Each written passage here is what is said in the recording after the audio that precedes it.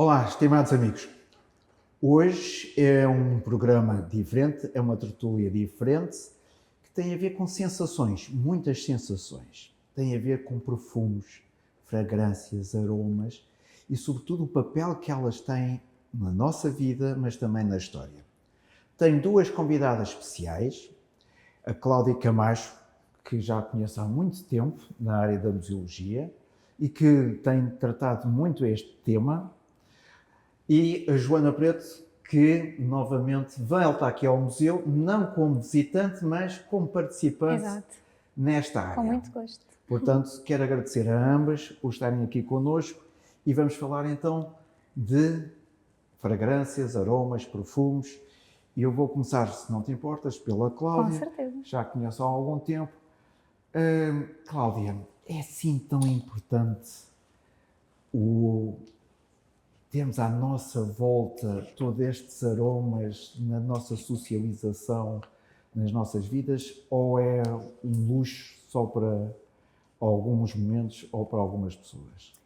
É um luxo. Se calhar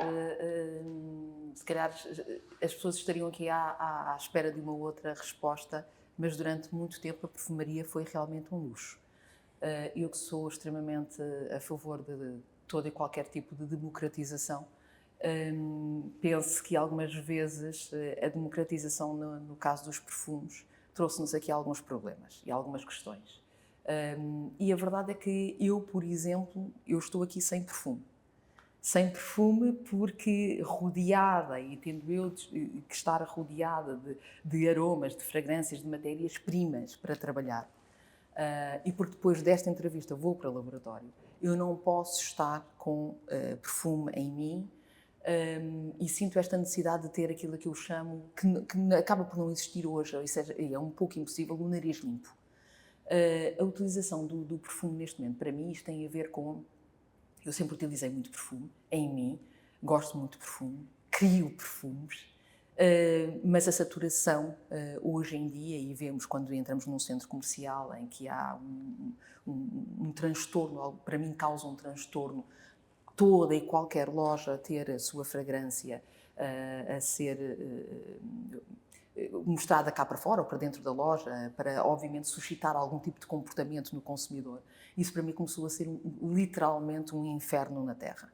E eu até mesmo, eu sei que está a ser uma dificuldade para as pessoas que lidam comigo hoje em dia, porque em termos familiares isto também é um bocadinho assustador, em termos de amigos que tenho, que eu muitas vezes peço para, quando vão ter comigo e quando estão comigo, para não usarem perfume. Começou quase a ser uma regra. Impossível alguém hoje em dia em casa colocar perfume antes de ir tomar o pequeno almoço, por exemplo. A saturação, para mim, neste campo, ou seja, para quem está a trabalhar a perfumaria, não deve existir. E eu fujo de ambientes muito carregados de cheiro, fujo de ambientes também com todo e qualquer tipo de muita movimentação, portanto não é só o cheiro. Porque para mim não faz sentido. Imaginem, eu estou em laboratório, tenho que analisar as matérias-primas, eu tenho que sentir o comportamento das matérias-primas. Um perfumista é isso, é trabalhar a matéria-prima, é de olhos fechados quase conhecê-la e saber quantos tempos de pausa é que eu esperei para voltar a cheirar essa matéria-prima, ou seja, analisar, por exemplo, o que é uma pimenta rosa cheirada em 5 minutos, 10, 15, 30, 1 hora. Portanto, todo esse comportamento da matéria-prima natural, que são as matérias que eu principalmente trabalho em matéria-prima natural, e obviamente eu não posso estar saturada de cheiros, não posso ter outros cheiros à minha frente, à minha volta, tenho que fazer pausas olfactivas. Portanto, é muito interessante aquela ideia de um perfumista que está a trabalhar constantemente. Isso é impensável, nenhum perfumista consegue estar 3, 4 horas a cheirar. Portanto, as pausas, muitas vezes me veem ao pé do meu ateliê, na zona de Alcântara, a ir cheirar outra coisa diferente. Utilizo muitos mecanismos para limpar o nariz, portanto, e que são usados por perfumistas. O cheirar a pele, quando a pele não tem qualquer manifestação de cheiro, a não ser a nossa própria, portanto, alivia imenso. Algumas vezes o miolo do pão, que eu também utilizo para neutralizar o nariz, o olfato. Portanto, para mim, também há um excesso de tudo neste mundo. E, obviamente, para quem trabalha a perfumaria, quanto mais limpo o nariz estiver, melhor. Portanto, é um luxo hoje em dia, na altura, não é preciso recuar assim tanto tempo na história. Na verdade, quem é que utilizava os perfumes era a monarquia, não é? Portanto, eram os pedidos das pessoas, obviamente, com posses. Portanto, hoje em dia democratizou-se, toda a gente utiliza.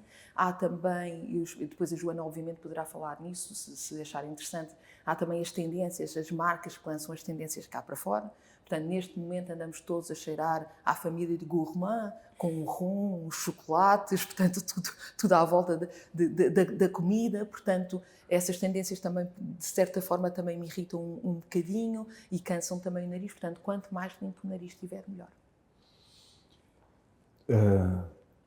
É muito interessante porque eu não tinha essa noção, mas compreendo perfeitamente quem queria ter exatamente esse ambiente limpo, que é muito interessante e muito de laboratório. O que tu acabaste de ser, se eu falasse num laboratório de medicamentos, era exatamente a mesma coisa. Joana, pegando aquilo no que a Cláudia disse, dizem que todos nós temos os nossos aromas. É assim tão diferente os nossos aromas dos aromas que são aceitáveis? Bom, a minha formação, como sabem, é enfermagem, não é? E eu sempre usei perfumes desde pequenina, até porque a minha mãe também sempre me incentivou, e eu sempre considerei que utilizar um perfume era um luxo, porque realmente já na altura era algo caro. Portanto, o marcador sempre foi na história, como disseste, era usado na monarquia e hoje em dia continua a ser usado como marcador social. E agora a perfumaria de nicho e a perfumaria de autor ainda torna mais marcador social, como um posicionamento, quase como usar uma mala cara, mas que não se vê. Mas a importância que os aromas têm para mim é um lado menos romântico. Eu, enquanto enfermeira, com 16 anos de profissão, fui treinando aquilo que se chama de olfato clínico. Não sei se já pensaram sobre este termo, mas ao longo da minha profissão eu fui percebendo que diferentes patologias, diferentes doenças têm cheiros diferentes. E para mim o treino do olfacto baseou-se muito nisto, até eu desenvolver depois também outro tipo de gosto mais estético, tendo sempre por base a importância de utilizar um perfume como identidade pessoal. Mas, recuando na história, antigamente diagnosticava-se através de duas formas, da cor da pele, a diferente cor da pele, por exemplo, um doente hepático, uma pessoa que está bacilenta ou anémica, está pálida, os cheiros também nos podem dizer em que doença é que esta pessoa tem.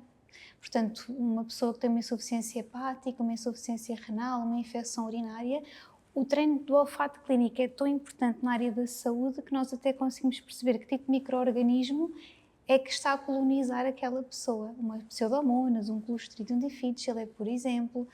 Portanto, não é muito diferente da teoria miasmática, que iniciou-se ali por volta da Idade Média e que perdurou durante muito tempo, que até se perceber que existiam micro-organismos, nós culpávamos o olfato, não é? Portanto, as pessoas achavam que o odor, não é, trazia doenças, o mau ar trazia doenças. E, portanto, se já na Grécia Antiga e no Antigo Egito eram utilizadas fragrâncias para estatuto social e até como conexão divina, não é? Os sarcófagos eram perfumados, também se percebeu de alguma forma que o perfume, a fragrância, não era um acessório, mas era como uma vacina, podia ser profilático, não é? E isso é muito interessante. Portanto, sim, cada um de nós tem um cheiro diferente e o que eu acho é que com estas novas tendências de perfumes a entrar no mercado nós estamos a uniformizar aquilo que é cultural, porque até diferentes culturas, e cá em Portugal nós agora temos bastantes culturas diferentes, nós identificamos cheiros diferentes, não é?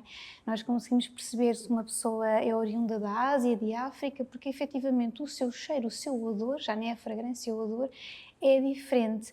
E quando todos usamos o mesmo perfume, e lá está o marketing e a comunicação, obriga-nos mesmo a que todos usem o mesmo perfume porque é o melhor e é o incrível, faz com que nós percamos a nossa identidade, mesmo aquela que já nasce connosco. Pois, era aí a minha questão, era a nossa... se vivemos numa sociedade que realmente quer anular a nossa identidade, até pelo lado Eu penso que sim, eu penso que Isso sim. é uma necessidade que tu sentes que as pessoas cada vez procuram mais para Sim, essa... cada vez mais.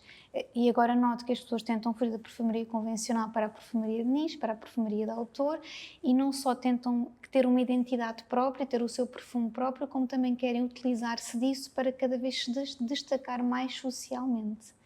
E acabando também muitas vezes por perder a sua identidade, porque na verdade há todo um storytelling para falar sobre um perfume, tendo em conta as suas notas, o que é que... Eu já me reuni com amigas em brunches e em lanches a discutir perfumes, o que é que cada uma de nós usa, o que é que cada uma de nós gosta e o que é que nos vem à cabeça quando cheiramos alguma coisa.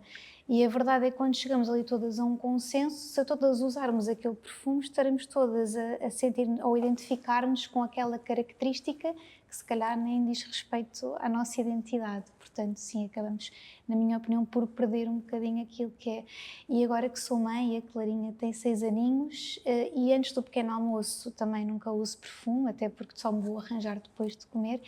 E é muito engraçado, porque ela muitas vezes pega na minha mão e cheira-me a mão e diz-me: cheiras a mãe, e eu não estou a usar nada. Portanto, de alguma forma, eu tenho o meu cheiro. É exatamente isso. Cláudia, nós começámos por esta situação de ser um luxo, mas neste momento existe algumas fragrâncias que tu digas mesmo assim, isto é uma fragrância que as pessoas querem de um determinado estatuto social. Há fragrâncias, há perfumes que são marcadamente por um estrato social ou isso não acontece? Há notas, há matérias-primas que por si só nos levam para uma elegância. Por si só as matérias-primas são elegantes. Tanto é que muitas das vezes a história, para quem anda de transportes públicos, não é? Como eu, já me aconteceu ter de levantar, tá bem? Imaginem, de um Alfa, seja lá do que, ter de me levantar e quando não posso mudar de lugar acaba por ser terrível, porque na verdade acho que o perfume não é elegante. E eu não digo o perfume é bom ou é mau. Aliás, eu nem gosto de falar de criações criativas de outras pessoas. Sendo que as criações criativas hoje em dia não são criações criativas, são fórmulas básicas feitas por fazedores de perfumes. Ser perfumista é algo muito diferente. Portanto, o que não falta por aí são fazedores de perfumes. Não se pode querer... A Joana estava a falar de nicho, o nicho já não é nicho, está bem? Portanto, imensas marcas que se vendem como nicho, eu não posso considerar que sejam nicho quando estão em 50, 60 países, portanto, imaginem o número de fabricação da quantidade de perfume que é preciso fazer para estar em todo o sítio, em todo o canto do mundo e a ser vendido várias unidades por dia. Portanto, não é nicho. Na verdade, o nicho deixa de ser nicho muito facilmente, está bem? Pronto, quando realmente acaba por ocupar estas unidades. Mas, na verdade, sente-se, há matérias-primas e há aí uma loucura neste momento presente, que para mim não faz sentido nenhum, porque aquilo que a Joana tinha dito, o perfume é maioritariamente cultural. Portanto, Portugal e Espanha sempre foram conhecidos por as águas de colónia, porque na verdade também tem a ver com as matérias-primas que nós temos, muitas laranjas, muitos cítricos, temos ali uma matéria-prima que utilizamos muito, que é a esteva. Os espanhóis trabalham melhor do que nós, que se extrai o ládano, a resina, mas há realmente matérias-primas e as que se utiliza no Oriente, aquilo que se utiliza hoje, o Oriente, que é uma terminologia que na perfumaria tem deixado de ser usada, e posso dar o exemplo do agarud, por exemplo, que acaba que a árvore tem que estar infectada para produzir aquela resina e aquele cheiro. Portanto, hoje em dia é uma loucura. Basta ir ao Dubai, ou como eu costumo dizer, aos Dubais da vida, para, na verdade, perceber-se que eles utilizam muito a Marrocos, etc. A verdade é que as pessoas esquecem-se que a forma como se constrói um perfume nestes sítios é completamente diferente da forma como se constrói o perfume na Europa, por exemplo. Portanto, nestes sítios, a percepção de um perfume, enquanto, por exemplo, em Espanha as pessoas deixam rastro, aquilo que eu digo, nas Ramblas ou na Gran Via, uma pessoa começa no início da Gran Via ou nas Ramblas e eu quase que já percebo que vem aí alguém com determinado perfume, porque na verdade há esse silage da perfumaria, o deixar rastro. No Dubai, esse silage, esse deixar rastro é percepcionado de forma diferente, está bem? Portanto, há uma maior envolvência, há uma maior sensualidade e não se utiliza o álcool para difundir a matéria-prima. Utiliza-se óleos vegetais. Portanto, logo aí abafa o perfume, não o expõe tanto cá para fora. Assim como, por exemplo, na China ou no Japão é impensável. Impensável era ver esta percepção de um perfume que se espalha, porque é tido como falta de educação, falta de respeito pelo espaço do outro. Portanto, o perfume no Japão ou na China, para além de ter que ter alguma matéria-prima que remeta para a farmácia, para um medicamento, é também tido isto como algo que só eu, ao me aproximar da pessoa, é que entro nesse espaço mágico. No Dubai não é isso, não acontece isso, apesar dessa sensualidade e dessa proximidade. Portanto, na verdade, e tentando responder, sim, há matérias primas, por exemplo, há a parte das famílias das madeiras, de algumas especiarias, de algumas flores, digo flores, porque há outras que acabam por ser bastante irritantes, e até mesmo o preço dessas matérias-primas. Comprar um Pink Lotus custa-me quase 4.000 euros, portanto estamos a falar de gramas, de pequenas quantidades. Comprar o jasmim sambac, comprar a rosa da Bulgária, comprar qualquer gardénia, estamos a falar de milhares de euros, obviamente faz com que essas matérias-primas também não estejam acessíveis assim no mercado. Portanto, essa perfumaria de autor, eu prefiro trabalhar aqui a perfumaria de autor, até porque é muito interessante, até mesmo no filme que depois iremos falar e que irá ser mostrado, em que o experiente, o que quer ser perfumista, pede ao mestre para experimentar algumas matérias-primas. Ele diz: o quê? Vais pôr as mãos, essas tuas mãos nestas matérias-primas tão caríssimas. Portanto, isso continua, está bem, essa ideia de matéria muito cara, o que fez com que o sintético, ao aparecer, também acabasse por... É ótimo para a sustentabilidade, não andamos aqui a matar espécies, não andamos aqui a acabar com espécies, mas na verdade fez com que se tornasse também muito mais acessível. Há matérias-primas sintéticas também que não são assim tão elegantes. Portanto, na verdade há matérias-primas que por si só são elegantes, que por si só são muito caras, e é isso também que faz com que a perfumaria de autor seja tão elevada. Portanto, há logo aí um extrato, cria-se logo aí uma diferenciação de extrato social. Pois, eu perguntei-te isto porque uma das grandes questões na diplomacia, mesmo da Idade Média, e sobretudo a seguir às cruzadas, o perfume, o aroma, tem que fazer parte das relações diplomáticas. Portanto, daí haver aqui uma exigência de que daquele país, daquela origem, era importante ter aquele aroma para criar esse... Sem dúvida. E vamos lá ver, quando nós recorremos, quando na história eu recorro a ver, por exemplo, os pedidos de Napoleão Bonaparte que ele fazia. Napoleão Bonaparte bebia perfume. Portanto, essa ideia de que eu, ao consumir o perfume, que me vai sair o aroma pelos poros, nós somos aquilo que comemos e que transpiramos, não é? Portanto, essa ideia, as compras de ele eram sempre, obviamente, feitas nos melhores produtores. Portanto, hoje em dia, eu ainda recorro a sítios para ir comprar a rosa da Bulgária, portanto, o jasmim de sambac tem que vir de uma certa geografia, portanto, quando eu faço a aquisição das matérias-primas, há sempre o cuidado de ver de onde é que esta matéria, a baunilha que vinha de Madagascar, agora já não a consigo obter, não é? Mas que seria a melhor baunilha, portanto, continua a haver estes lugares, estas geografias, onde realmente é como o terroir nos vinhos, portanto, não é? Continua a haver estas geografias e este terroir na área da perfumaria que faz com que a matéria-prima seja de excelente qualidade. E eram essas matérias-primas que, obviamente, eram compradas pela monarquia e por questões diplomáticas. Pronto, eu já estou a ver que as pessoas vão dizer lá, o João lá, que é monarca, que já influenciou a Cláudia só para falar. Não, mas é verdade, aliás, a perfumaria na monarquia, eu costumo sempre dizer, eu gosto muito de comprar e de experimentar. Há uma casa em Londres que eu sou fã realmente por causa disso, porque obviamente, e até há a história que obviamente eles recorriam ao ofício, porque na perfumaria é um ofício, não é? E aos mestres, não é? Porque passa de geração para geração, etc., de família para família, mas eles próprios depois começam a cultivar, e vemos isso com rainhas e reis, os seus próprios jardins, para que eles próprios começassem também a entrar nessas artes, não é? Portanto, a monarquia é um grande impulsionadora da qualidade das matérias-primas.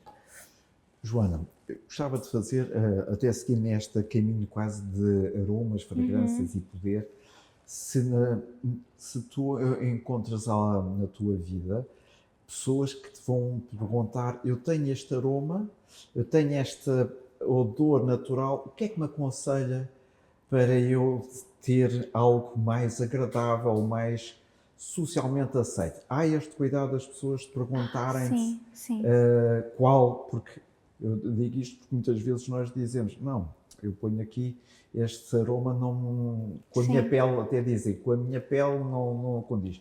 Isto sim, é uma situação que as pessoas procuram para sim. aconselhar. Sim, é muito frequente, até porque o próprio odor corporal muitas vezes pode levar ao isolamento social, não é? E nós hoje em dia sabemos, através do estudo da microbiota da pele, que muitas vezes o odor está relacionado com o tipo de bactérias que habita determinada zona. E já existem estudos feitos de que a pessoa pode deixar de ter um mau odor com um transplante bacteriano. Isso aconteceu em gêmeos. Deixar de suar, deixar de ter um suor com um cheiro mau, com um transplante entre gêmeos, um que não tinha, o outro que tinha, e um transplante de bactérias. Portanto, tem tudo a ver com os metabolitos, não é? Porque o nosso suor é só sais e água, e depois as bactérias vão ditar, por isso é que também temos cheiros diferentes em diferentes partes do nosso corpo. Mas há muito essa preocupação, e há pessoas que realmente não têm essa percepção, porque depois nós também nos habituamos ao cheiro, não é? E tal como E um é isso. perfume que nós usamos, eu tive uma fase da vida em que experimentava diferentes aromas, depois tive ali uns 5, 6 anos que usava sempre o mesmo, porque dizia que me identificava, e hoje em dia, não sei se é porque fui vítima destas tendências, hoje em dia o que eu gosto de fazer é comprar miniaturas e ir usando. Mas isto para dizer que eu deixei de me identificar, eu senti um bocadinho uma ausência de mim mesma porque deixei de sentir o meu cheiro. E isso é bom por um lado, mas em situações em que a pessoa realmente é mal vista socialmente, porque cheirar bem é uma questão de etiqueta, não é? As pessoas, seria estranho ver uma pessoa bem arranjada e bonita e bem falante, mas a cheirar mal, como o contrário também seria estranho. Portanto, há muito essa preocupação, principalmente das pessoas que têm um odor natural que muitas vezes não é agradável, que elas já não sentem, mas que alguém teve a coragem de lhes dizer: olha, procura alguma coisa porque tens este cheiro. Claro que hoje em dia os odorizantes já têm muito perfume, os produtos de higiene corporal, gel de banho, etc., shampoos têm um aroma também. Conseguimos até escolher se queremos um cheiro mais de praia para usar no verão ou mais invernoso, portanto há muito essa preocupação das pessoas, e nós notamos em termos de vendas, quando chega a altura do verão é só os monóis, o gel de banho e shampoos com monóis e protetor solar, e depois no inverno habitualmente são cheiros um bocadinho mais quentes. Isto é o que eu vejo mais em Portugal. Mas diz-me o seguinte, mas conseguem, e também eu ia pedir se podias também, mas vocês são procuradas para encontrar o perfume ideal para aquela pessoa, e isso é possível encontrar o perfume ideal para aquela pessoa, Eu, vindo até da área da saúde? sim, as pessoas não me procuram para me perguntar qual é que é o aroma ideal, procuram muitas vezes porque se identificam com o meu aroma. Mas é importante sempre dizer que aquilo que eu cheiro não é o que a outra pessoa cheira, porque há sempre uma mistura, como a teoria das cores, há sempre uma sobreposição de um cheiro para o outro. Mas sim, as pessoas costumam perguntar e costumam pedir.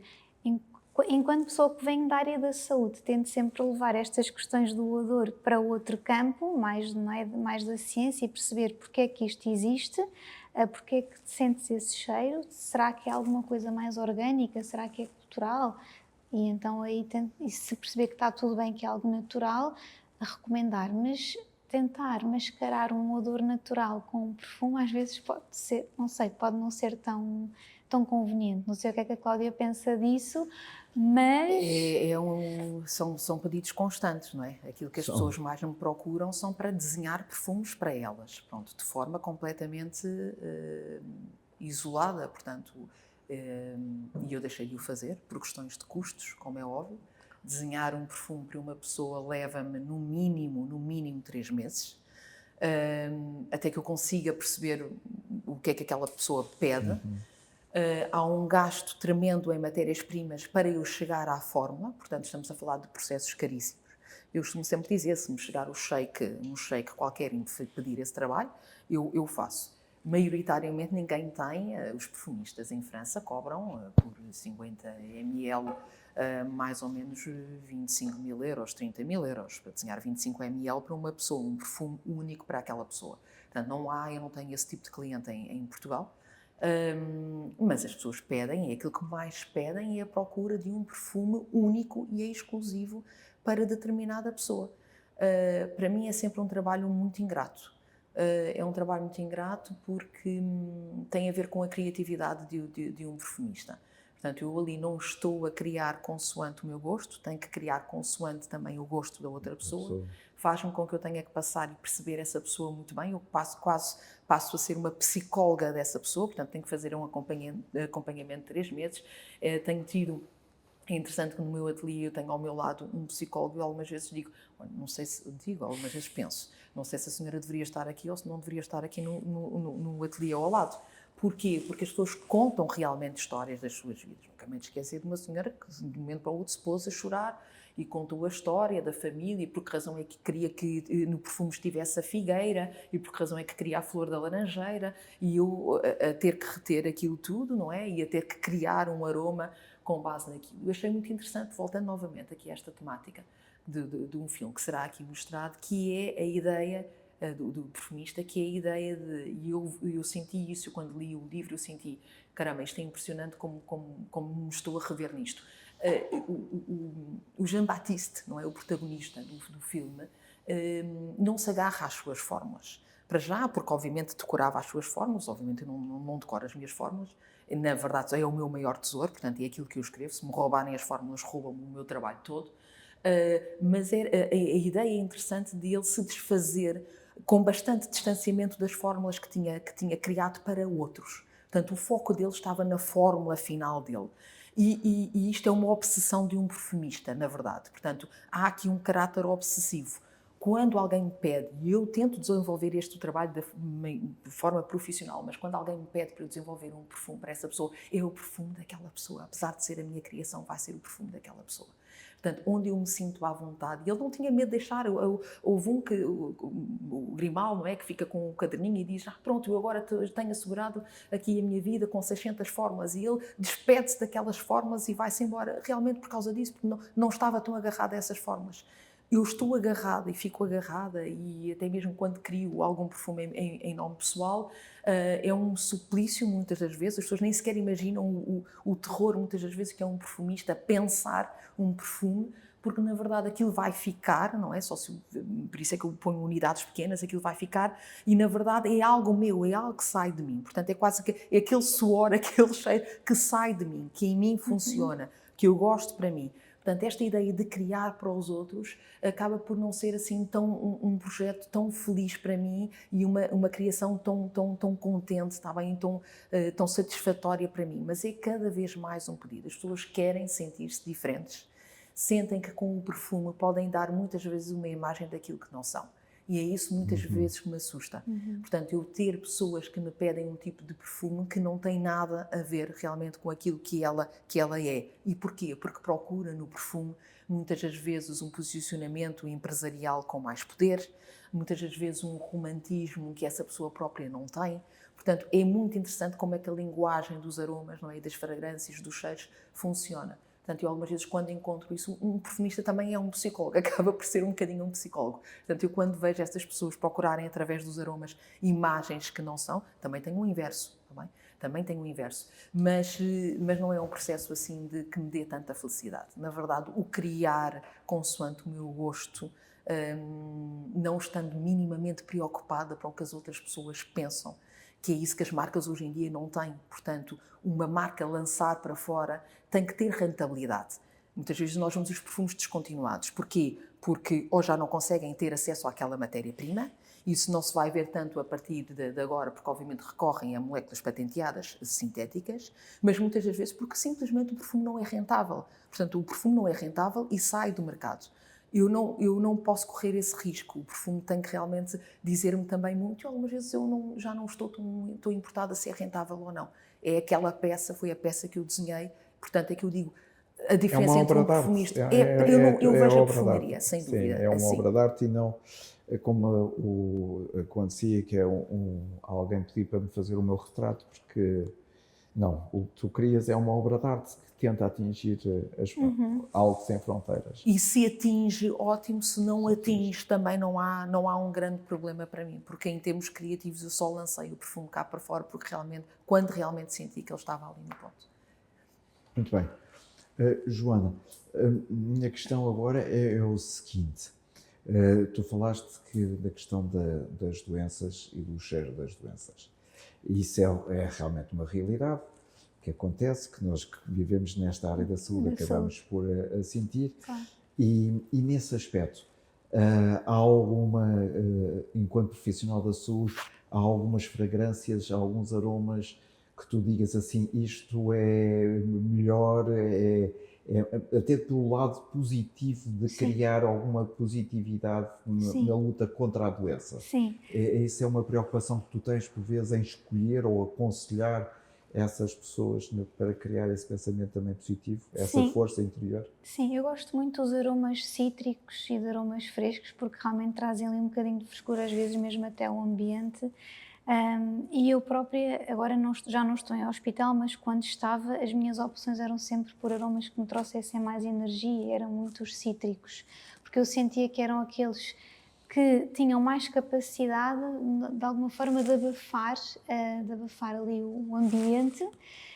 E de criar ali uma nuvem à minha volta também de positividade e senti que as pessoas dirigiam a mim também de outra forma, portanto o perfume tinha esse poder em mim, mas também para os outros essa comunicação não verbal.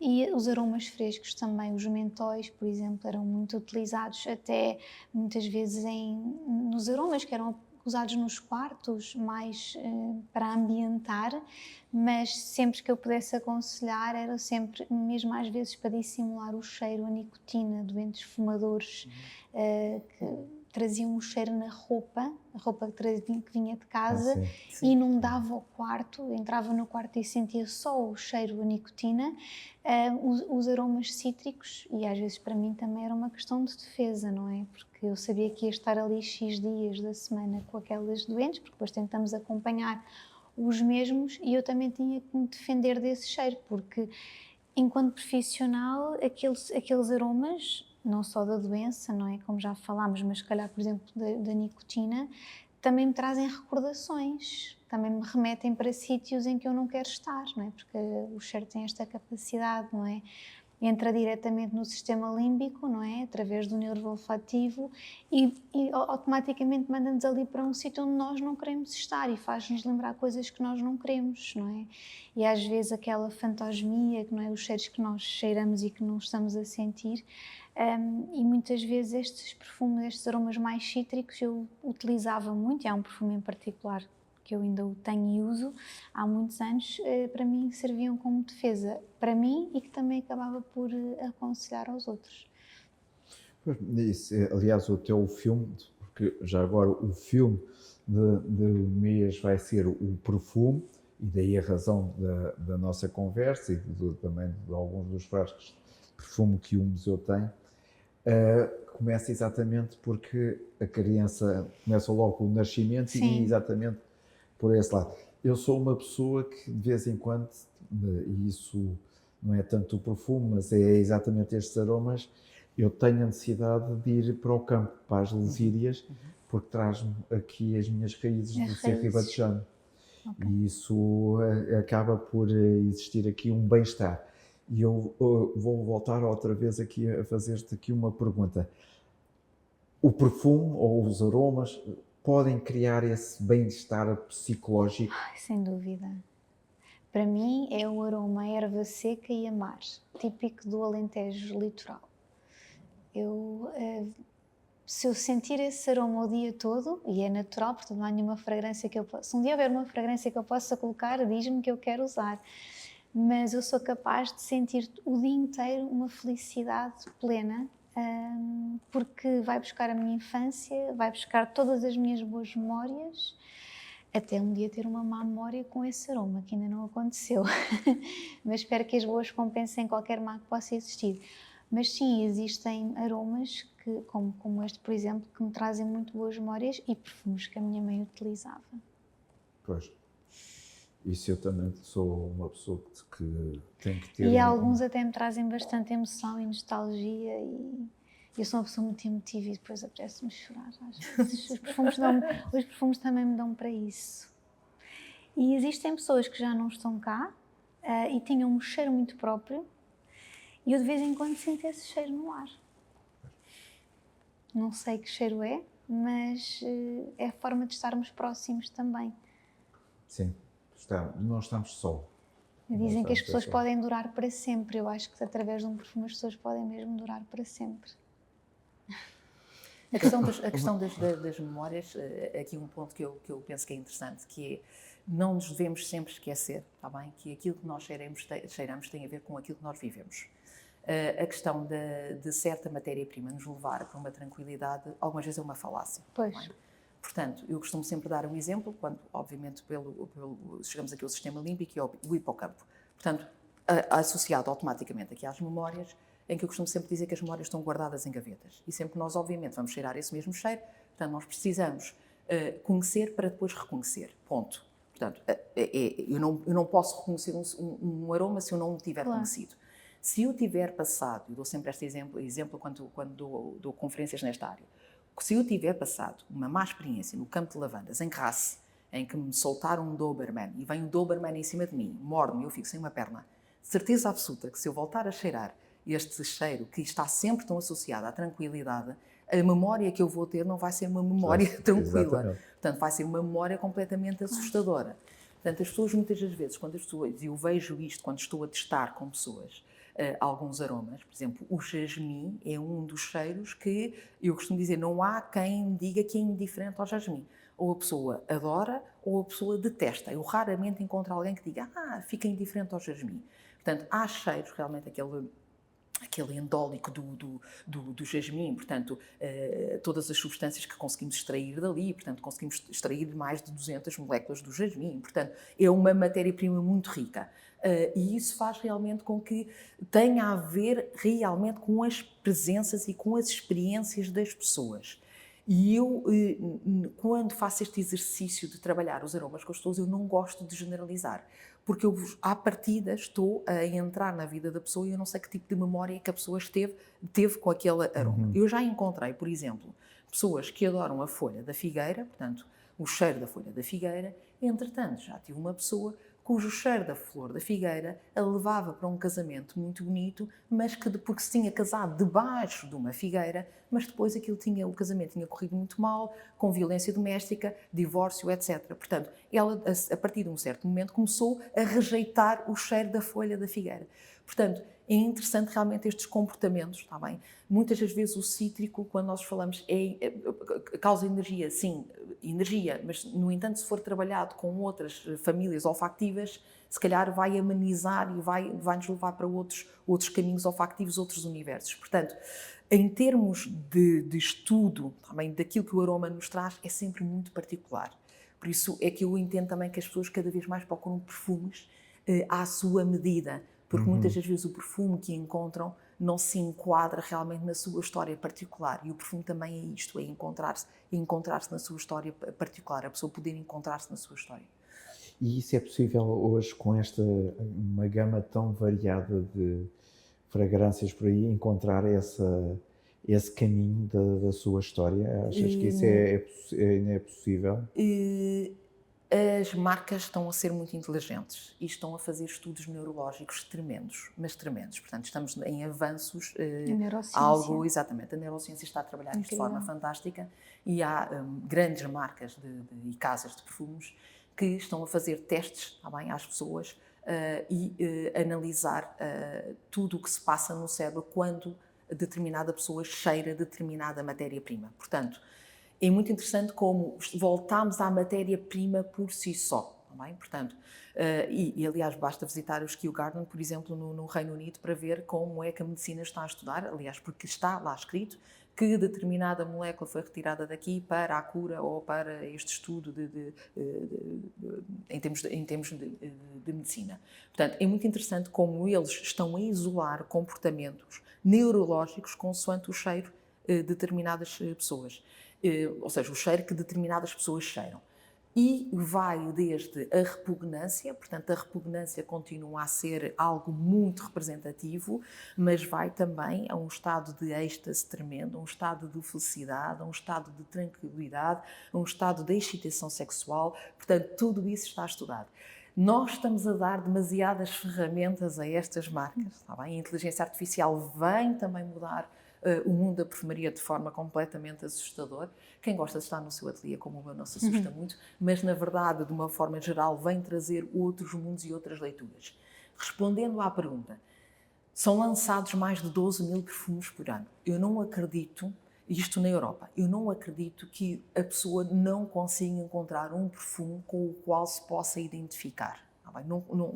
Não consigo perceber. Em 12 mil perfumes eu tenho que encontrar algum com o qual me identifique. Mas esta procura constante pela unicidade do cheiro está também a dar cartas. E estes estudos levam a que as pessoas também percebam e as marcas percebam, consoante o seu comportamento e as suas necessidades para determinada fase também da sua vida, aquele perfume faz sentido. E eu acho que são as grandes descobertas na perfumaria que estão, daqui a uns anos, estão todas cá fora também, para nós podermos usufruir desta beleza também da aromática. Eu queria te fazer agora aqui a questão, na nossa conversa falaste na neurociência. E isso leva-me sempre cada vez mais para o estudo de cada um de nós e individualizar.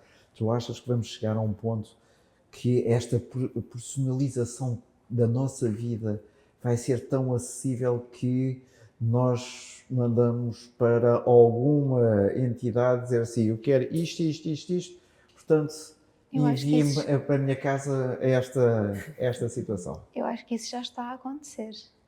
Eu tenho visto alguns artigos escritos sobre isso em que nós conseguimos quase ultra-personalizar, tendo em conta os nossos traços de personalidade. Agora, lembrando sempre que essa inteligência artificial também é alimentada por humanos, não é?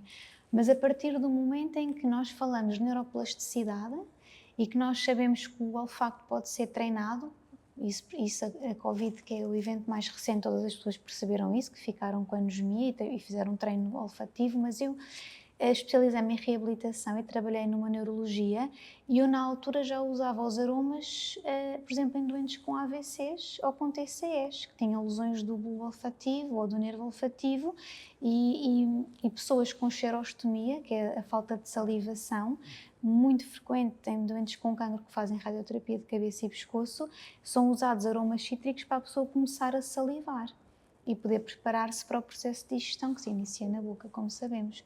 Portanto, sabendo isso e sabendo que estas moléculas entram todas diretamente ali para o sistema límbico e para outros, que nos provocam até salivação, muitas vezes estimulação do sistema nervoso parasimpático, as portas estão abertas. Portanto, esta ultrapersonalização já existe, eu já vi isso ser falado em artigos e até em reportagens. Portanto, eu acho que vai ser o próximo passo. A questão é onde é que vai ficar a perfumaria convencional. Eu acho que vai ter muito a ver com aquilo que nós não só não podemos sentir, mas vai ser muito visual também, porque as embalagens também comunicam muito, não é? Desde sempre. E para mim, eu honestamente gosto muito de ter diferentes perfumes em miniaturas, porque eu gosto de ter as embalagens, porque eu vejo como uma peça de arte. Quero guardá-las. De alguma forma poder. Quem procura a perfumaria de autor afasta-se por completo da complexidade da imagem. Pois. Pode ser num frasco qualquer o mais simples possível. São interesses diferentes. Em que o foco está realmente no que está lá dentro. Eu entendo, porque obviamente eu adoro embalagens maravilhosas, não é? E há grandes marcas que hoje em dia colocam perfumes também que são aquelas edições extremamente exclusivas, com os diamantes, com os cristais mais caros. Muito também ali para um colecionador. Um colecionador. Mas, na verdade, eu sinto isso, que não há um interesse no que está no frasco. Longe realmente dessa ideia da beleza do frasco. Mas, obviamente, que vende. Portanto, obviamente que vende e obviamente que os olhos como a lebre. Por que razão é que o perfume do sapatinho vendeu tanto, não é? Claro. Portanto, está por aí, não é? É realmente isso. Se eu tivesse escolher um perfume pela embalagem, existem ótimos perfumes que eu nunca escolheria. Esse é um exemplo. Exato, eu não exato, gosto exato. dessa embalagem, no entanto, o perfume é agradável. E muitas vezes, mas isto é uma questão de gosto, e lá está, tem sempre o lado pessoal de quem cria, quer a embalagem, quer o perfume, não é? Mas efetivamente há embalagens que não fazem justiça ao perfume e vice-versa. Claro, claro, sem dúvida, sem dúvida. E E na o marketing foca-se muito aí. Muito, Aliás, sim. as grandes margens de marketing, não é? Têm a ver, quando alguém contrata o Johnny Depp para fazer o anúncio, não é? Obviamente estamos a ver que estamos a trabalhar de uma Estamos marca a ser como conduzidos dinheiro, não é? e Estamos a conduzidos, manipulados. não é? Sim. Portanto, por isso é que Totalmente. as pessoas tendo essa noção, tem muito a ver com a percepção das pessoas também terem essa noção. Sim. Que isso vende muito, não é? Mas, na verdade, aquilo que, na perfumaria de autor, tudo aquilo que as pessoas querem é que o perfume não venda nada. Claro. Só venda basicamente para a pessoa que está a comprar. Claro, Portanto, claro, essa é que é a claro. piada da história. Dizer, Sim, bem, eu não sim. quero que este perfume venda nada. Portanto, eu quando lanço um Não, perfume... é o meu. É o meu. É o meu. Eu quando Mas lanço um eu perfume... pergunto-me quantos anúncios não existem em revistas de moda e beleza que não são só anúncios de perfumes, não é? E uma mulher com um determinado estilo ou um casal num descapotável, Sim. muitas vezes associado a alguns acessórios mais de luxo, portanto, só essa leitura visual já nos diz assim, isto é para ti, isto não é para ti. Isto comunica aquilo, eu quero me parecer com estas pessoas, então vou usar este perfume. E perde-se tanto por isso. Isso mas vende pronto. muito. Aliás, há muito, na área brinca-se muito com os típicos anúncios de perfumaria, não é? Sauvage, está tudo a sussurrar, está tudo, não sei de onde é que, aqueles sons fantasmagóricos, não é? Que vêm do Sauvage.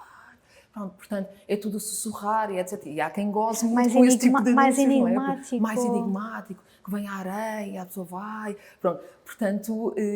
Mas isso também não é por causa desse trabalho de criação, ainda da magia que ainda existe, ligada à criação do perfume, porque não deixa de Exato. ser... Sim. Este não perfume deixa faz-me de lembrar ser aqui praia. um E pouco da então magia. vamos fazer aqui um shooting na praia. Sim, eles têm que vender, vamos lá ver, tem que se vender de qualquer forma. Tem que se vender. As marcas têm que vender os perfumes, Uma não é? coisa eles Portanto, sabem de certeza é que nós não temos todos os mesmos receptores. Sem dúvida. E nem todos cheiramos as mesmas moléculas. E até em fases de vida diferentes temos alterações do cheiro, Claro. não é? Isso é muito interessante. É. Há aqui uma... Sim. Da nossa vida, quer dizer, nós cheiramos... Não. Há Muito pessoas que interessante. o cheiro a café, para mim, eu adoro cheiro a café, mas gosto mais do cheiro a café que outra pessoa traz do que eu sentir o cheiro a café. É interessante. Há aqui qualquer mistura que eu não sei explicar, mas há pessoas para quem o cheiro a café é ótimo e outras pessoas é um cheiro terrível, nauseabundo. Há pessoas que adoram chocolate, outras que não. E os animais até são um bom exemplo disso, não é? Os animais conseguem gostar de cheiros e aromas que nós dizemos que horror, dá-nos asco, não é? Mesmo durante a gravidez, não é? Esta capacidade olfativa altera-se. Ficam muito mais sensíveis. Muito mais, e há Muito cheiros mais que são... sensíveis. há cheiros que não se conseguem mesmo Exatamente. sentir. Eu, quando estive grávida, não tive assim nenhum Sentiram episódio. até mesmo repulsão. Repulsão. Eu não tive assim essa experiência, mas, por exemplo, eu recomendo a pessoas que estejam a passar por uma fase traumática de vida, de doença, quer seja oncológica ou não, a deixarem de lado um perfume preferido e depois, mais tarde, quando tudo estiver outra vez bem, voltarem ao seu perfume, porque não há pior do que associar o perfume a uma má fase de vida e isso acontece. Portanto, mesmo durante a vida e até às vezes tratamentos farmacológicos têm esta capacidade de Da alteração alterar. do nosso metabolismo. Exato. Exatamente, mas lá está, o marketing tem que comunicar e tem que comunicar para algum lado, portanto... Claro. Na menopausa nota-se também, uma grande tem tido esse feedback, menopausa, por exemplo, pessoas já não tudo voltam que sejam a alterações usar, hormonais. já não voltam a usar o mesmo perfume ou já não conseguem tolerar tão bem o perfume que usavam. Portanto, tem as coisas mais básicas, se a pessoa fuma, não fuma, se pratica desporto, se não pratica desporto, o tipo de pele, o pH da pele, não é? Exatamente. Portanto, o pH da pele, quando alguém diz, Cláudia, mas tu fazes testes nas pessoas, obviamente, quando lança um perfume, ele tem que ter as normas para ser lançado no mercado. Mas é muito interessante porque imaginemos se um perfumista lançasse um perfume a pensar em todos os tipos possíveis de pH da pele das pessoas. Portanto, um perfumista, quando termina o seu trabalho criativo, o que cheira é na tira de papel, é no moelete. Portanto, se aquilo me cheira bem, obviamente eu o experimento na minha pele, faço testes ali em algumas pessoas para ver como é que evolui na pele daquelas pessoas com um determinado pH, mas na verdade um perfumista não finaliza o seu trabalho andando a cheirar todas as pessoas e as diferentes diferenças de comportamento Eu do perfume na imagino pH das pessoas. Não é? Imagino que Portanto, tenhas clientes assim. não é? Tem que se cheirar de uma forma Sabem neutra, tudo. não é? De uma forma neutra e, obviamente, dessa forma neutra, por isso é que dão os papelinhos, não é? Exato, As tiras para claro. cheirarmos, não é? Sendo que eu nunca aconselho que uma pessoa compre perfume sem experimentar na sua pele, É isso que eu ter ia ido para dizer, casa, pois. vá dormir, como eu costumo Sempre. dizer, Exatamente. se não tiver tido enxaquecas, reações na pele, etc., então volta à loja para Claro. o comprar. Mas nunca fazer uma compra num Impulsiva. momento impulsiva, imediata, isso é dos piores erros que uma pessoa pode fazer. Mas, desculpe, ia Não, falar, não, mas efetivamente isso acontece cada vez mais. Há uma pressão para comprar. A questão não é só a pressão, Joana, a questão é que o marketing está a trabalhar muito bem as notas de topo. Pois. E as notas de topo num perfume são aquelas que duram 5 e 10 minutos. Com essa emoção primária, não é? As pessoas esquecem-se que o perfume evolui. Portanto, tem as notas de topo, as notas de coração e as notas de fundo. E as notas de coração vão durar ali 2 a 4 horas, as notas de fundo podem ser 8, 12 horas, ou se for utilizarmos moléculas com determinada marca, duram-nos quase mais. 72 horas no corpo. Uma coisa terrorífica para mim. Contudo, as marcas trabalham isto. Portanto, é o momento em que eu vou pulverizar o perfume, saem as notas mais voláteis, as notas de topo, e as pessoas dizem isto é maravilhoso, eu adorei isto. Compre um perfume, esqueceram-se de ver como é que ele conta o resto da história. Exatamente. E pode Pois. terminar da pior Da forma pior forma. possível. Portanto, as pessoas esquecem-se disto. E o marketing, obviamente, cada vez mais é interessante que aposta nas notas de topo. São as mais sentidas, são as primeiras sentidas e a compra é imediata. Não sei se já vos aconteceu, pediriam a uma pessoa para não usar um certo perfume. Eu cada vez mais peço isso. Eu também. E digo, este perfume acaba mal, mas este é- perfume termina mal. Sim. É o fim do perfume, Sim, não é o sim, início do perfume. sim, sim. Mas é interessante que daquilo que vocês estão a dizer, há essa maior sensibilidade por parte das senhoras do que por parte Sim. dos homens. De alguma forma, nós estruturalmente, seguramente, somos diferentes dos homens. Pois, mas não é? essa, não nessa questão de pedir para não usarem esse perfume, porque aparentemente dessa minha experiência de ser humano, que muitas vezes essa sensibilidade é muito mais rigorosa por parte de uma senhora de dizer que, pelo amor de Sim. Mas Deus, cientificamente está provado que a mulher Que tem, é isso, tem tem um isso. olfato Sim, mais bem sim. trabalhado do que o homem. Cientificamente. Há provas disso. daí a questão de existirem tanto os perfumes para o homem, tanto perfumes para a senhora, é exatamente por causa disso. Sendo que eu não trabalho de perfumes por género, Género. está bem? Pronto, os perfumes que eu lanço são não género, portanto as pessoas vão decidir se encontram nele ou não, até porque há sempre aquela história de muitas mulheres entram nas perfumarias e recorrem a perfumes masculinos. Pois é isso que Pronto. pelo menos agora. Porque tem os perfumes masculinos, tem ali, e principalmente para mulheres com alguma característica, não estou a dizer mandona, atenção, mas com alguma Mais característica líder. exatamente de mais de líder. Procura o perfume feminino, muitas das vezes, quando alguém me diz, é um floral, eu até tremo quando me dizem isso, não é? Ninguém gosta de andar com flores, a cheirar a flores, ou é só cítrico. Ninguém gosta de andar a cheirar a caipirinhas pela rua, como eu costumo dizer, a brincar, não é?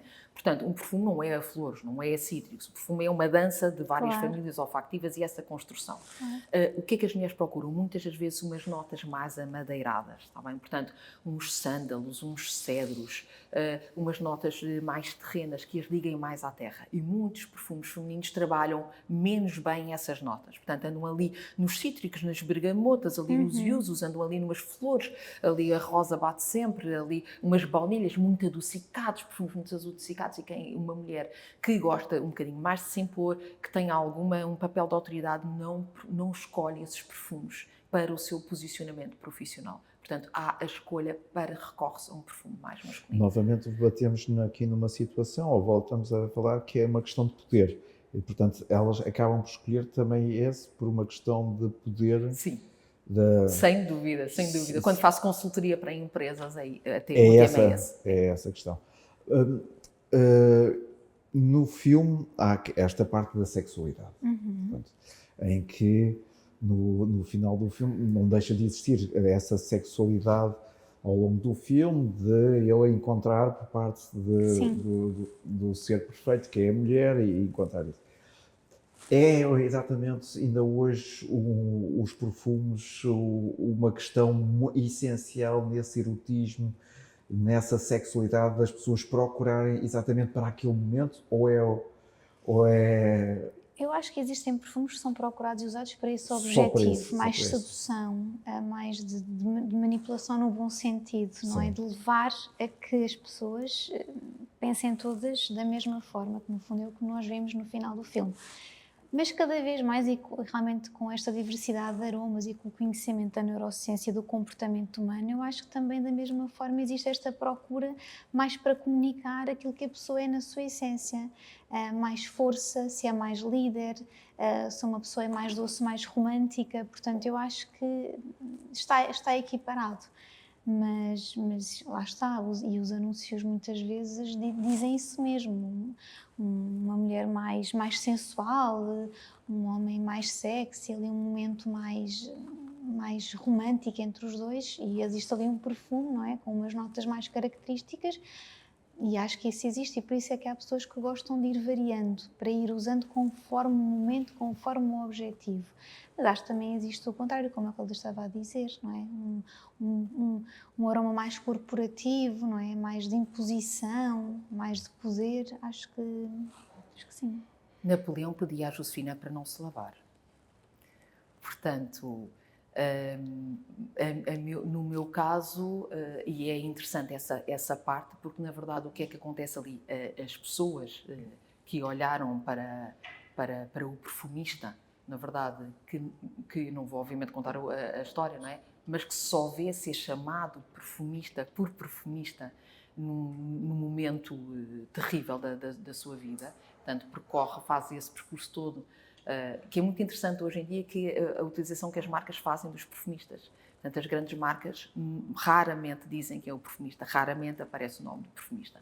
Portanto, hoje em dia, por isso é que surgiu a perfumaria de nicho, a perfumaria de autor. Muitas das vezes foram perfumistas que saíram dessas casas e que acabaram por lançar e criar marcas próprias, porque obviamente não conseguiam mais viver no anonimato depois de tanta criação maravilhosa para grandes casas. Mas essa questão é que as pessoas que estão ali à volta dele, aquelas pessoas que se tinham todas reunido, pela primeira vez, muitas vezes chegaram a ter esse contacto com algo que não eram os cheiros dos suores, o cheiro carnal, e por isso é que realmente vai um bocadinho à resposta daquilo que foi perguntado. Não era aquele cheiro carnal, portanto, alterou-se ali e passámos para uma estratosfera de um cheiro sensual. Ele foi inteligente com o cheiro que escolheu, como é óbvio, porque anteriormente ele tinha dito que também tinha fabricado cheiros para afastar as pessoas, para repelir as pessoas. Portanto, o cheiro que ele escolhe é realmente para ser achado Deus para com aquelas pessoas que ali estão. E é isso que faz com que as pessoas fiquem loucas, não é? E transbordem de luxúria naquele momento. No entanto, naquela parte, eu quando reli aquela parte e vi aquela parte novamente, eu disse, isto é interessante, porque na verdade voltamos ao mesmo, o cheiro pode repelir. E muitas das vezes não é o cheiro da própria pessoa que pode repelir, é realmente o cheiro do perfume que ela está a utilizar. Sim. Portanto, eu prefiro pessoas sem perfume, está bem? Portanto, porque tudo aquilo que emana, quem me está a ler ou até pensa que sou uma tarada qualquer, perdoem-me, mas tudo aquilo que emana destas secreções e destes fluidos corporais, acho que tem a sua maior beleza. E é o cheiro natural. E é o cheiro isso natural. É que é o mais natural. E é o cheiro natural. Portanto, eu acho que é isso que atrai. Acho que é isso que atrai, principalmente. As pessoas hoje em dia querem ocultar-se muito no cheiro. Pois, é isso. Querem ocultar-se muito no cheiro. Daí eu ter-vos perguntado logo no início exatamente da importância do odor natural, se isso é uma questão, se vivemos sempre nesta Ainda filtro. temos outra questão relacionada com isso, que eu acho que nós temos o dever de combater, que é este mal falar dos odores típicos femininos, não é? Que depois levam a lançamentos de certos produtos no mercado, como se isso fosse algo anormal, não é? Nós sempre vivemos com isto, é característico, faz parte, é importante, e é o odor natural e é o conhecimento do nosso odor natural que nos faz perceber, lá está, de treinar o olfato clínico. Se eu deixar de cheirar aos meus odores naturais, eu não vou saber se ele está mau. Exato. Se eu não conhecer o bom. E nós estarmos constantemente a mascarar algo que faz parte de nós, pode ter consequências negativas na nossa saúde. Não, isso é claramente, como tu disseste, e bem, nessa história de utilização do perfume, de os médicos pedirem para quando faziam análise, da pessoa não usar nada Exatamente. para perceber. Agora, vou só duas últimas perguntas. Há perfumes da história, há perfumes que marcam a história? Há perfumes que marcam a história, sem dúvida. Ou aromas também que marcam essa história? Sem dúvida. Há perfumes que marcam a história, e tanto é que há a história da perfumaria, portanto, e que já há a história da perfumaria. Portanto, haverá sempre perfumes que foram marcantes ou até mesmo por descobertas de algumas matérias-primas ou pela utilização de alguns sintéticos que na altura foram loucos em termos de percepção, muitas notas aquáticas, portanto, aldeídos nos perfumes. Há matérias-primas muito marcadas no tempo, quando se fala, por exemplo, do famoso patchouli, portanto, anos 80 ali faz o seu sucesso. Portanto, há realmente matérias-primas que fazem toda a diferença, e estou a lembrar, por exemplo, nesta conversa que estávamos a ter, que há muitas pessoas ainda que se brincam um bocadinho, aquele cheiro a cavalo, aquele homem, desculpem, novamente, não pensem que sou louca, aquele homem com aquele cheiro a cavalo.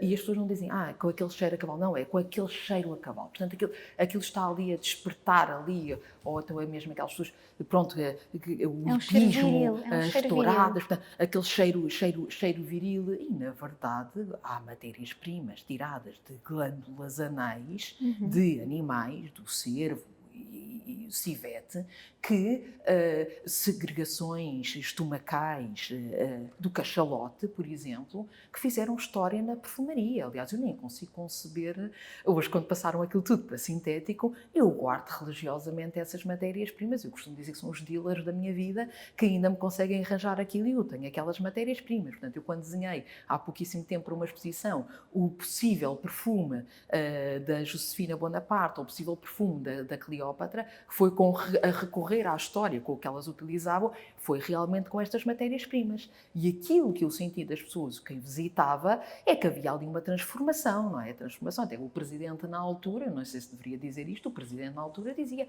eu quase todos os dias, antes de ir para o meu gabinete, eu passo aqui para cheirar o perfume e era da Cleópatra. Portanto, essas matérias-primas, aliás, o Kama Sutra dizia que para uma ótima noite de sexo, nós poderíamos recorrer a tudo aquilo que nós teríamos na despensa e na nossa cozinha. Portanto, há matérias-primas que fizeram história, há matérias-primas dessas glândulas anais que ainda hoje em dia são cheiros que são altamente, eu não gosto de dizer isto, mas na verdade utilizava-se um cheiro altamente afrodisíaco. A Cleópatra soube utilizá-lo da melhor forma possível. Portanto, era uma mulher muito inteligente também em termos olfativos, portanto, obviamente fez-se utilizar também desses cheiros potentíssimos. Sim, mas as mulheres são muito inteligentes. São inteligentes, não é? Portanto... Eu digo sempre, é a melhor criação da natureza, são as mulheres. Eu uma vez li um livro escrito por um dermatologista. Ele falava lá de um estudo que tinha sido feito, tinham sido vendados os olhos de várias mulheres e colocados vários homens despidos do tronco para cima, com diferentes cheiros.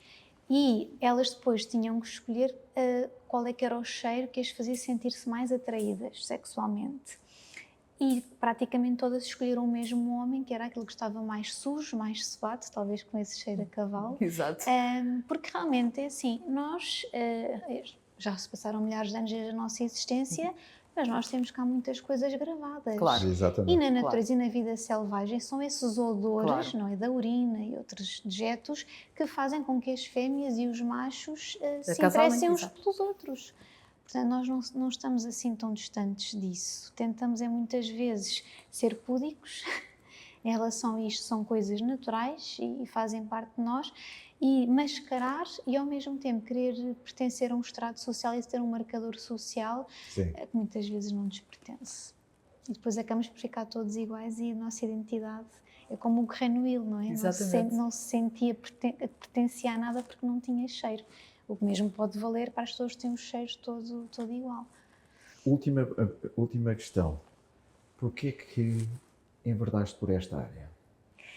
Eu sempre gostei desta área. E foi sempre assim um sonho que eu tive dentro de uma caixa, e houve ali uma altura da minha vida em que eu tive que me reinventar um bocadinho e que eu disse, eu tenho realmente que ser feliz. Eu vi a minha vida por um fio, muito resumido, muito rápido. Portanto, não há tempo a perder. Eu acho que vou morrer cedo, é o que eu acho.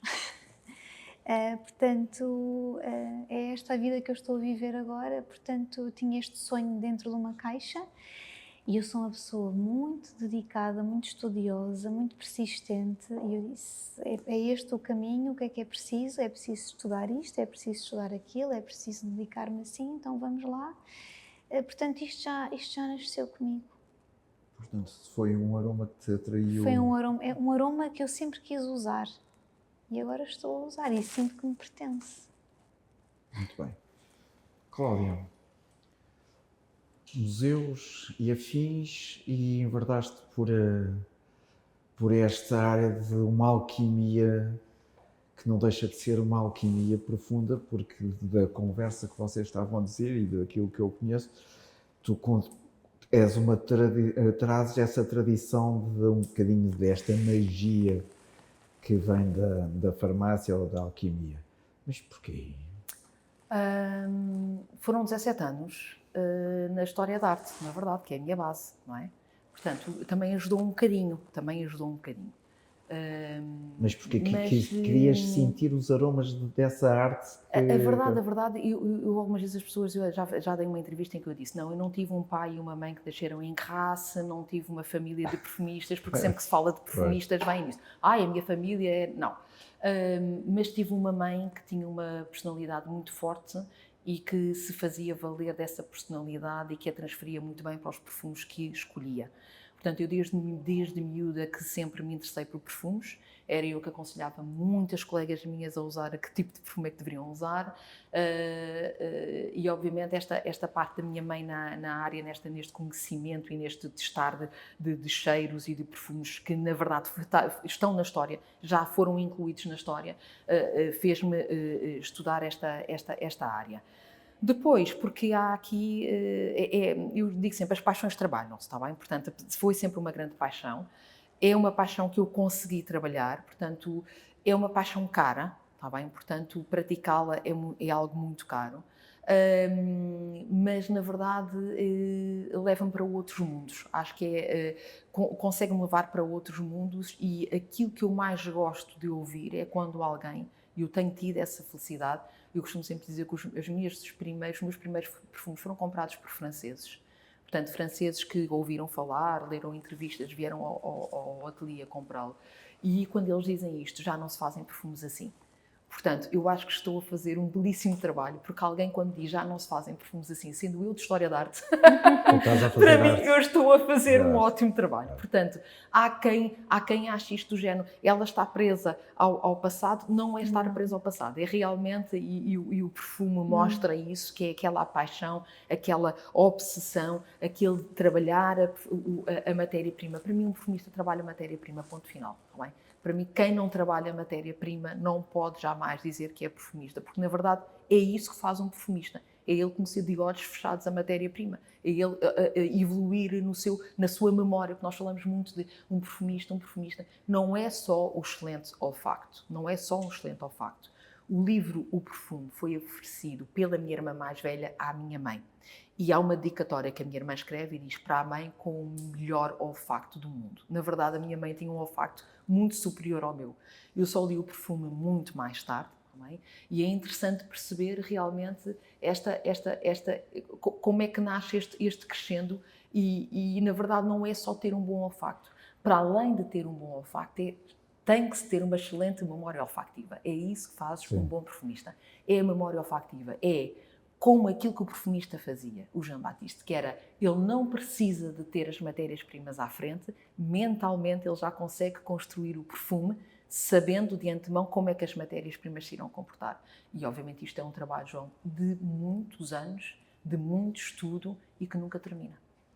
Isso é a parte mais interessante, que é o desafio.